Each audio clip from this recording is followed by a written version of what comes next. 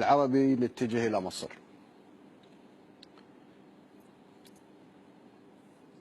قبل يومين ظهر شخص اسمه سبكي، واتهم باتهامات يخجل الإنسان إنه يقولها. وأنا أستغرب من الإعلام المصري ما رد بقسوة على هذا السبكي. اتهم كثير من أهل مصر وعلى راسهم الصعايدة بكلام يخجل الواحد إنه يقوله في هذا المنبر.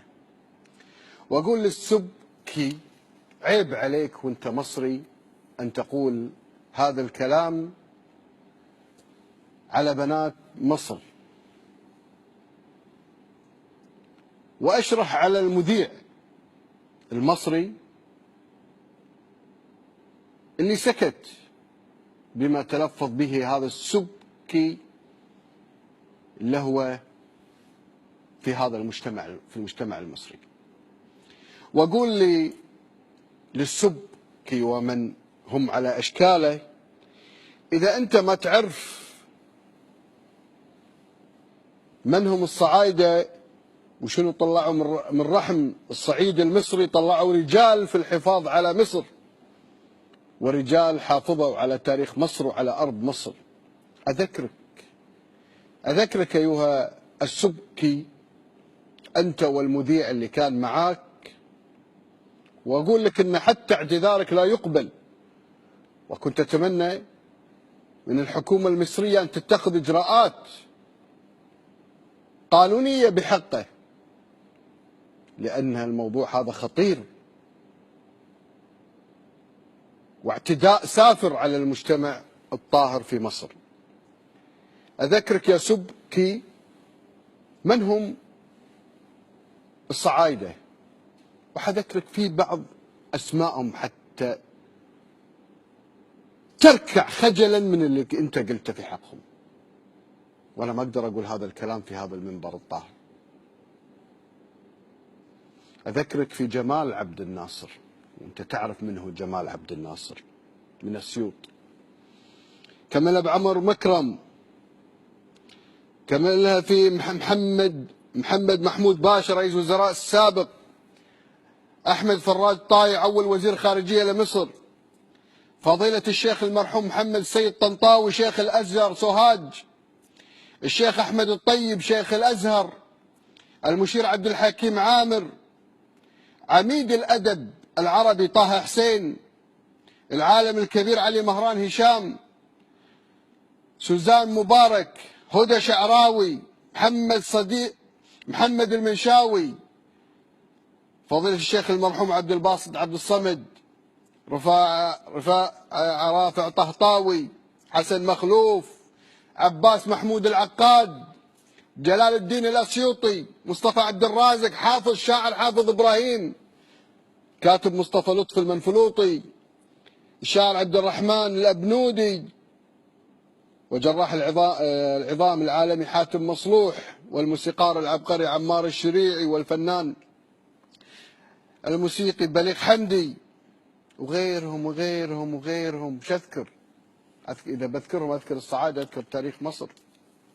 كنت أتمنى من الإعلام المصري يوقف عند حده هذا السبكي، وكنت أتمنى من الحكومة المصرية أن تتخذ إجراءات قاسية بحقه لهان شعب وفئة من المجتمع المصري مثل الصعايدة وغيرهم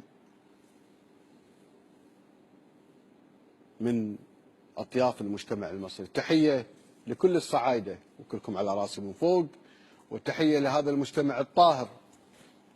الصعايدة لهم تاريخ ولهم امتداد للجزيرة العربية، الصعايدة هم أهل مصر وسورها، وياما قدموا شهداء.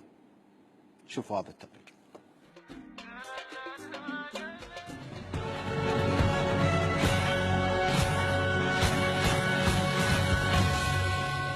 رسالة المغتربين لرئيس الدولة ولشيخ الأزهر ولكل مسؤول حارس كرسي. معظم الستات اللي جوازها مسافرين بره عندهم استعداد للانحراف، بس مش لاقيين اللي يشجعهم. ده قذف علني وانتهاك اعراض. انا مجاملهم في حوالي 15 كمان في المية. انت ممكن عندك تجربه شخصيه عملت لك اعاقه ذهنيه او خلتك غير مدرك انت بتقول ايه، دي مشكلتك الخاصه. اسيوط والمنيا وسوهاج وقنا والاقصر واسوان. اول هم غلط في الصعايده، ما عرفش معنى كلمه صعايده. هو الصعيديه جوزها هيسافر وهي اللي هتربي العيال وهي اللي هتقف مع جوزها في غيابه وحافظه جوزها في غيابه وفي حدوده يحضره. اسمع يا بنتي، حريم الصعيد خط احمر. كل واحد انسان سايب مراته راجل. احنا صعايده مش هنقبل الحق البرد، والشرف مقابله الدم. وفي 10 دقائق ما تصطف صفوفنا في دقيقه. ولازم حق النسوان الصعيد دي مالي وملكي لازم تاخذوا. احنا سياد وسياد بلد وسياد ناس. انت مين انت؟ انا امي اصلا من هنا من الصعيد، من قبيله علي. ست السعوديه فوق راسي وحقك عليا. الناس اللي في الغربه ما رحمهاش. ما يعرفش الا التمثال اللي قالهم دول هيدفعوه الثمن في خالص. اخر كلام عندي ان ما حسبتهوش احنا حسابه على الله وعلينا. احنا مش هنسكت. وهم كلمتين ابرك من جرنان. بعون الله تعالى يوم اللي حتى تحضر العزاء بتاع ود السبكي في عمر مكرم باذن الله. هي النخوه والابواب، هي الشده والعنوان في جبل في حته تسمى زعامه. احنا علامه، احنا ياما كتبنا سمينا على ابواب الدنيا بدينا. عمر الدنيا ما كانت فخرنا، احنا شرفها ولو على ارضها احنا اسودها.